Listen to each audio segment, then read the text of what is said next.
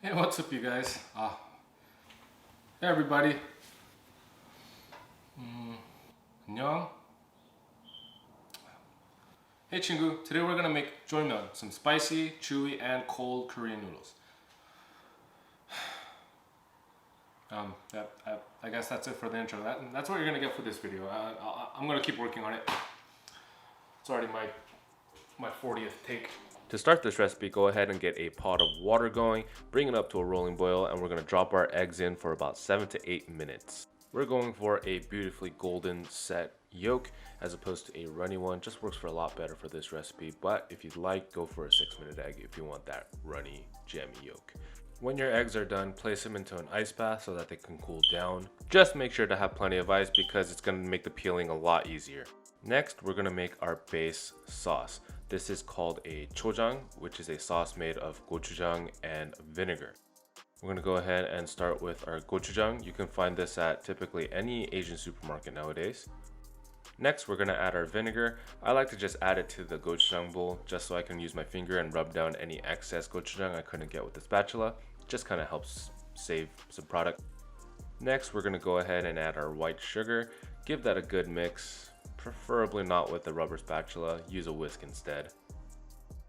Give your base sauce a nice whisk until it looks something like this, then give it a taste to make sure that it's to your liking. If you want to add a couple more layers of flavor to your sauce, add some sesame seeds, sesame oil, and garlic. Next, we're going to mince our garlic. Go ahead and smack it, peel it, and get a sharper knife when you're taking off the stem. This isn't how I was taught to cut garlic, but just chop it up however way you can at home. Mince it up really fine until it looks something like this. Now it's time to finish our sauce. Go ahead and add your garlic, your sesame oil, and your sesame seeds. Give it a really nice mix until it's fully incorporated. When you're done, go ahead and give it a good taste and adjust it here before you put it away. Grab any container you have at home, but I'm going to use the deli cup because I have a lot in my house. Package it up, go ahead and label it if you want to. I just have a lot of different sauces in the fridge, so this just helps me keep track of everything and when I made it. So, little chef tip, nice to stay organized in the kitchen. Next, we're gonna go ahead and peel our eggs.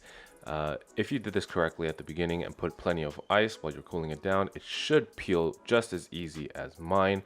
So make sure to take your time with it, don't rush, make sure they all come out nice and beautifully. Now you can actually stop here and assemble your noodles, but we're going to take it a step further and add some fresh vegetables. Start by getting some cabbage and slice it nice and thin. Make sure to take your time with it and get it as thinly as you possibly can, because if it's a little too thick like the one I'm cutting here, it's going to mess with the mouthfeel and it's not going to be as good. Whether you like it or not, size does matter in the kitchen. If you can't cut this thinly at first, it's fine. Knife skills do take time to acquire, so just make sure you guys keep practicing, do it safely, and before you know it, you're going to be able to cut like this in no time. Next, get a cucumber. It's going to add a nice refreshing bite to our dish. Take off both ends, then grab your knife and take off one side of the cucumber so you have a flat surface to lay it on, and then cut it into thin strips. Next, lay them out flat, and we're going to do the same exact cut as we did on the cabbage. Give these a nice julienne and make sure to practice this very safely. It took me quite a while to get to this speed, and even now I'm not super happy with it. I could still have a lot of work to do on my knife skills. Now go ahead and wipe down your cutting board and get ready to peel your carrot. Now this is going to be the same exact thing as the cucumber. Take off both ends of the carrot, but make sure your knife is especially sharp for this one. Cut your carrot in half and take off the edges just like we did with the cucumber so your carrot doesn't go rolling around on your cutting board. Carrots are a little firmer, so you're definitely going to want a nice sharp knife. If your knife is blunt, then you're going to have a really hard time and you may end up cutting yourself. So make sure your knife is sharp. Once you're done with the beautiful julienne on the carrots, put them away. Stop throwing your food like this, doesn't look cool. Place it nice and gently on the cutting board. And I know it's getting repetitive, but go ahead and do the same exact julienne cuts as we've been doing for all the other vegetables.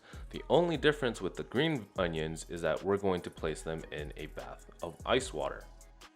By placing them in ice water, you're going to be able to get a nice cool curling effect, and it's just a nice little trick to show off to your friends whenever you're having a dinner party. Make sure you're using a big enough container because otherwise your onions are not going to have enough room to curl and you spent all that time for nothing. In addition to the curling effect, the ice water is actually going to mellow out the flavor of the onion, making it a lot less spicy and much more pleasant to eat in your final dish. Leave them in there for 30 minutes or up to overnight. Next, get a pot of water going and bring it up to a boil to boil our noodles. The noodles we're using, just like the name of the recipe, are called jjolmyun. Now you can't substitute these noodles because otherwise they wouldn't be jjolmyun anymore because jjolmyun are a specific type of noodle. Now they usually come with sauce packets, but we already made ours and ours is better, so just keep them onto the side for next time. Once your water has come up to a boil, grab a serving of your noodles and throw them right in. Make sure to cook your noodles for however long your package tells you. Every brand might be a little bit different. Make sure the pot you're using is big enough because otherwise the starch content of these noodles will cause it to overflow like this.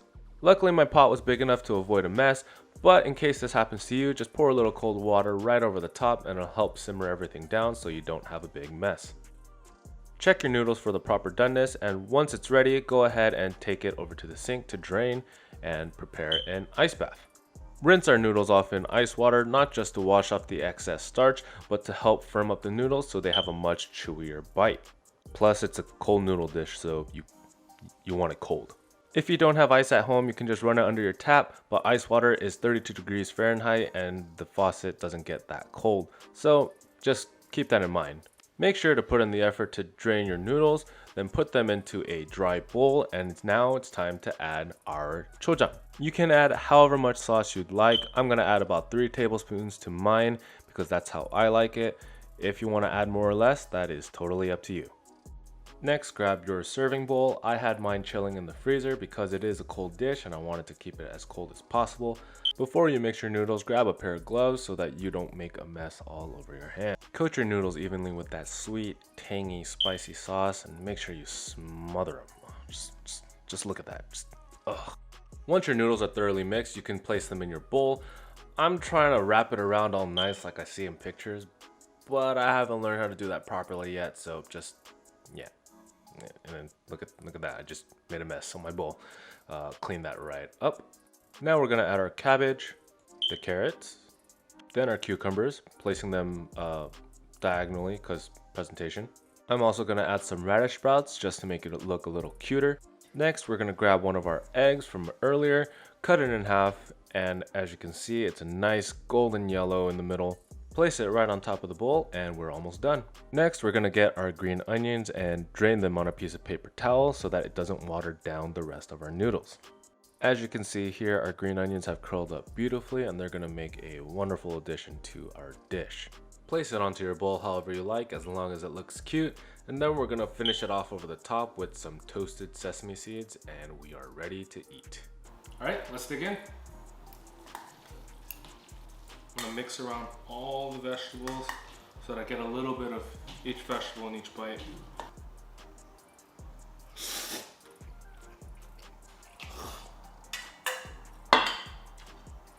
Oh, I'm in California and it's like 90 degrees today, so, oh man, this really is the spot.